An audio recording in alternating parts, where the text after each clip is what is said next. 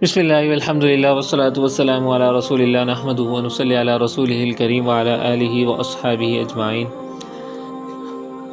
میرے محترم دوستوں، بزرگوں، ساتھیوں، آپ نے کبھی نوٹس کیا ہے کہ جب ہم قرآن پڑھتے ہیں تو ہمیں بہت اچھا لگتا ہے، لیکن جیسے ہی ہم گھر کے ماحول میں آتے ہیں ہمارا بیہیویئر، ہمارا ایٹیٹیوڈ اور ہمارا ٹون بالکل بدل جاتا ہے۔ ایسا کیوں ہوتا ہے؟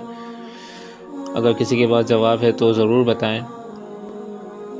جی، تو سورہ البقرہ کی ورس 83 سے 90 تک اللہ تعالی ہمارے سامنے ایک ایسا مرر رکھ رہے ہیں جو ہماری ڈیلی لائف کے ہر ایک کارنر کو ایکسپوز کر دیتا ہے۔ آئیے ایک ایک آیت کو پوری طرح سمجھتے ہیں اور اپنی لائف کا ایک سچا اسپرچول آڈٹ کرتے ہیں۔ اللہ رب العزت ارشاد فرماتے ہیں، بسم اللہ الرحمن الرحیم، وَإِذْ أَخَذْنَا مِيثَاقَ بَنِي إِسْرَائِيلَ لَا تَعْبُدُونَ إِلَّا اللَّهَ وَبِالْوَالِدَيْنِ إِحْسَانًا وَذِي الْقُرْبَى وَالْيَتَامَى وَالْمَسَاكِينِ وَقُولُوا لِلنَّاسِ حُسْنًا وَأَقِيمُوا الصَّلَاةَ وَآتُوا الزَّكَاةَ ثُمَّ تَوَلَّيْتُمْ إِلَّا قَلِيلًا مِّنكُمْ وَأَنتُمْ مُعْرِضُونَ۔ اور یاد کرو جب ہم نے بنی اسرائیل سے ایک پکا پرومس لیا کہ اللہ کے سوا کسی کی عبادت مت کرنا، اور پیرنٹس کے ساتھ احسان کرنا، اور رشتہ داروں، یتیموں اور مسکین کے ساتھ بھی اچھا سلوک کرنا، اور لوگوں سے اچھی اور میٹھی بات کہنا، اور نماز قائم کرنا اور زکوٰۃ دینا، پھر تم میں سے تھوڑے لوگوں کے سوا سب نے منہ موڑ لیا اور تم اگنور کرنے والے ہی رہے۔ توحید صرف یہ نہیں کہ آپ اسٹیچوز کی پوجا نہ کریں۔ آج ہمارا سب سے بڑا شرک یہ ہے کہ ہم اپنے ایگو، اپنے انا، دنیا کے خوف اور لوگ کیا کہیں گے، اس کی عبادت کرنے لگتے ہیں۔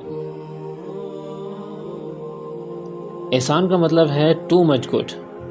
گھر میں پیرنٹس اور سبلنگس کے ساتھ ہم اکثر کیئرلیس ہوتے ہیں۔ اللہ کہہ رہے ہیں کہ اگر وہ آپ کے ساتھ برا بھی کریں، آپ ان کے ساتھ ایکسٹرا اچھا کریں۔ اپنے سے کمزور لوگوں کو دبانا نہیں بلکہ ان کی ہیلپ کر کے ان کا سہارا بننا ہے۔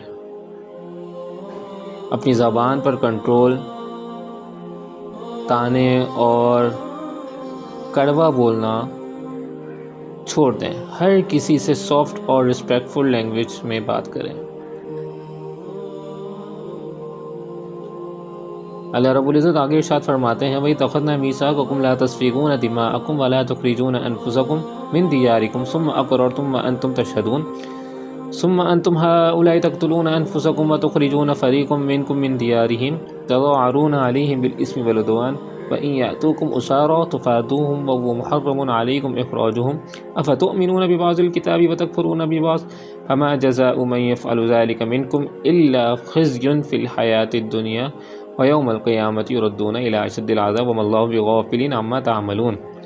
اور جب ہم نے تم سے پرومس لیا کہ آپس میں ایک دوسرے کا خون مت بہانا اور اپنے لوگوں کو گھروں سے مت نکالنا، پھر تم نے اس پر ایگری کیا اور تم خود اس کے وٹنس بھی ہو، پھر تم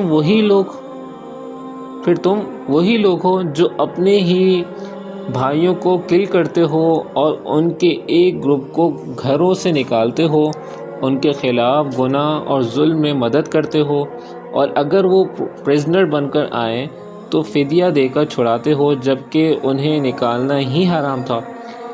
کیا تم کتاب کے ایک حصے پر بلیو کرتے ہو اور دوسرے حصے کو اگنور کرتے ہو؟ ایسا کرنے والوں کی پنشمنٹ اس کے سوا کیا ہے کہ دنیا میں انسلٹ یعنی ذلت ہو اور قیامت کے دن سخت عذاب ملے، اور اللہ تمہارے کام سے بے خبر نہیں ہے۔ بنی اسرائیل آپس کے جھگڑوں میں اپنے ہی بھائی بہنوں کو گھر سے نکال دیتے تھے۔ آج ہم بھی جھگڑوں میں رشتے توڑ دیتے ہیں، لوگوں کی پراپرٹی یا رائٹس مار لیتے ہیں۔ ان کا ڈبل سٹینڈرڈ دیکھیں، وہ پہلے بھائی کو گھر سے نکالتے تھے، پھر جب وہ قیدی بنتا تو مذہب کا حکم مان کر فدیہ دے کر چھڑا لیتے تھے۔ ہم بھی ویسے ہی کرتے ہیں، روزہ رکھتے ہیں، عمرہ کرتے ہیں، لیکن گھر والوں کے رائٹس مار کر سمجھتے ہیں کہ ہم بہت بڑے ریلیجس ہیں۔ اللہ پوچھ رہے ہیں کہ آدھی بات مانو گے اور آدھی چھوڑ دو گے؟ ایسا کنوینینٹ اسلام چلنے والا نہیں ہے۔ اس ڈبل سٹینڈرڈ کا رزلٹ دنیا میں ذلت اور آخرت میں رسوائی اور لاس ہے۔ آگے اللہ رب العزت ارشاد فرماتے ہیں اولئک الذین اشتروا الحیاۃ الدنیا بالآخرہ فلا یخفف عنہم العذاب ولا هم ینصرون۔ یہ وہی لوگ ہیں جنہوں نے آخرت کے بدلے دنیا کی ٹیمپرری لائف خرید لی، اس لیے نہ ان کی پنشمنٹ یعنی ان کی سزا کم ہوگی اور نہ ان کی کوئی ہیلپ کی جائے گی۔ ہم آپس کے رشتوں میں اوور کنٹرولنگ اور انسیکیور کیوں ہوتے ہیں؟ کیونکہ ہم دنیا کے چھوٹے چھوٹے پیسے، پراپرٹی، اپنا ایگو کے لیے اپنی آخرت کا پرماننٹ لاس کر بیٹھتے ہیں۔ اگر انسان دنیا کی ضد میں آخرت کو بھول جائے تو آخرت میں کوئی اس کا مددگار نہیں ہوگا۔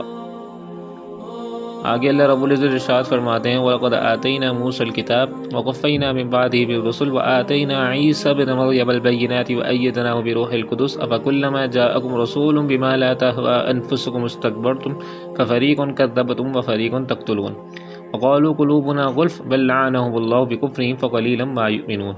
اور ہم نے موسیٰ کو کتاب دی اور ان کے بعد کنٹینیوس میسنجر بھیجے اور عیسیٰ ابن مریم کو کلیئر سائنز دیں اور جبرائیل سے ان کی سپورٹ کی۔ پھر کیا جب بھی کوئی میسنجر تمہارے پاس تمہاری پرسنل ڈیزائر یعنی نفس کے خلاف کوئی آرڈر لائے تو تم نے ایروگنس یعنی تکبر کیا، پھر ایک گروپ کو تم نے ریجیکٹ کیا اور ایک کو کل کرتے رہے، اور انہوں نے کہا کہ ہماری دل کورڈ ہیں، ان پر پردہ ہے، بلکہ ان کے انکار کی وجہ سے اللہ نے ان پر کرس کی ہے، اس لیے وہ بہت کم بلیو کرتے ہیں۔ جب دین کا کوئی رول ہماری پرسنل وشز یا ایگو کے خلاف جاتا ہے نا، جیسے کسی سے معافی مانگنا یا انہیریٹنس یعنی وراثت میں بہنوں کو حصہ دینا، تو ہم ڈیفینس موڈ میں آ جاتے ہیں اور کہنے لگتے ہیں مجھے مت سکھاؤ۔ یہ کہنا کہ میرا دل تو صاف ہے، مجھے کسی ایڈوائس کی ضرورت نہیں، دراصل دل کے سخت ہونے اور اسپریچول ڈیڈنس کی پہچان ہے۔ آگے اللہ رب العزت ارشاد فرماتے ہیں وَلَمَّا جَاءَهُمْ كِتَابٌ مِّنْ عِندِ اللَّهِ مُصَدِّقٌ لِّمَا مَعَهُمْ وَكَانُوا مِن قَبْلُ يَسْتَفْتِحُونَ عَلَى الَّذِينَ كَفَرُوا فَلَمَّا جَاءَهُم مَّا عَرَفُوا كَفَرُوا بِهِ فَلَعْنَةُ اللَّهِ عَلَى الْكَافِرِينَ بِئْسَ مَا اشْتَرَوْا بِهِ أَنفُسَهُمْ أَن يَكْفُرُوا بِمَا أَنزَلَ اللَّهُ بَغْيًا أَن يُنَزِّلَ اللَّهُ مِن فَضْلِهِ عَلَى مَن يَشَاءُ مِنْ عِبَادِهِ فَبَاءُوا بِغَضَبٍ عَلَى غَضَبٍ وَلِلْكَافِرِينَ عَذَابٌ مُهِينٌ۔ اور جب ان کے پاس اللہ کی طرف سے کتاب آئی تو ان کی کتاب کی کنفرمیشن کرتی ہے، حالانکہ اس سے پہلے وہ خود دوسروں پر جیت مانگتے تھے۔ پھر جب ان کے پاس وہ ٹروتھ آ گیا جسے وہ پہچانتے تھے تو انہوں نے اس کا انکار کر دیا۔ ایسے لوگوں پر اللہ کی کرس ہے، یعنی اللہ کا غضب ہے، اللہ کا غصہ ہے، بہت ہی ورسٹ ٹریٹ ہے جس کے بدلے انہوں نے اپنی لائف کو بیچ دیا کہ وہ اللہ کے آرڈرز کا صرف اس حسد میں انکار کر رہے ہیں کہ اللہ نے اپنے فضل سے کسی اور پر کتاب کیوں بھیجی، اس لیے وہ غضب پر غضب کے حقدار بنے، اور ان کے لیے انسلٹنگ یعنی ذلت والی سزا ہے، پنشمنٹ ہے۔ بنی اسرائیل ہر وقت دعا مانگتے تھے کہ آخری نبی آئیں گے تو ہم ان کا ساتھ دیں گے، لیکن جب پروفٹ محمد صلی اللہ علیہ وسلم آئے تو انہوں نے جیلسی یعنی حسد کی وجہ سے انکار کر دیا، کیونکہ وہ ان کے اپنے ٹرائب سے نہیں تھے۔ گھروں اور رشتوں میں سب سے بڑا پوائزن حسد ہے۔ جب ہم اپنے ہی بھائی بہن یا رشتہ دار کی سکسیس اور خوشی کو ڈائجسٹ نہیں کر پاتے تو ہم ان کے خلاف نیگیٹو باتیں کرنے لگتے ہیں اور سچی بات کو بھی ریجیکٹ کر دیتے ہیں، میری پیارے دوستوں، بزرگوں، ساتھیوں اور بہنوں، ان آیت سے ہم نے 3 باتیں سیکھی ہیں۔ ایک تو یہ کہ اللہ ہر وقت دیکھ رہا ہے اپنے گھر میں پیرنٹس اور سبلنگس کے ساتھ احسان کریں، ٹو مچ گڈ کریں۔ نمبر 2، پارشیل اسلام نہیں، پورا اسلام اپنائیں، ڈبل سٹینڈرڈ نہیں ہو، سامنے کچھ پیچھے کچھ، یہ نہ ہو۔ اپنے دل سے ایگو، ایروگنس اور حسد کو بالکل نکال دیں۔ جب انشاءاللہ یہ تمام چیزیں ہمارے اندر آ جائیں گی تو اللہ رب العزت ہماری دنیا بھی بنائیں گے، آخرت بھی بنائیں گے۔ اللہ رب العزت سے دعا ہے کہ اللہ رب العزت کہنے سننے سے زیادہ عمل کی توفیق عطا فرمائے، اور اپنی زندگیوں کو قرآن و حدیث کے مطابق قرآن و حدیث کے مطابق زندگی گزارنے کی پوری توفیق عطا فرمائے۔